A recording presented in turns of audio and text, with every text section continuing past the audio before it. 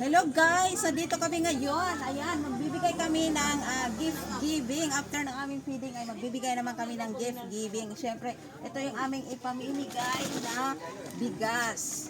At siyempre, meron din silang kasamang tsinelas. At meron din tayong konting kasamang pang grocery. Ayan. At saka guys, nagpapasalamat talaga ako sa lahat ng mga nagbigay sa akin ng star. Ayan. Hindi po kayo nagkamali na ako po yung napili nyong paunlakan ng pagbigay ng star dahil lahat po ng nakuha kong star ay mapupunta po sa ating mga kababayang mga nasa laylayan. Ayan.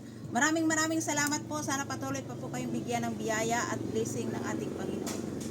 Maraming salamat po Star Sender at syempre kay Edilyn, kay Mac, kay Jeff, kay Ate Rochelle at kay Annalyn, kay Sen, kay Ate Lona, kay Nining ko at kay Washington and Bicolana in Washington. Ayan, maraming salamat po. Mabuhay po kayo and God bless.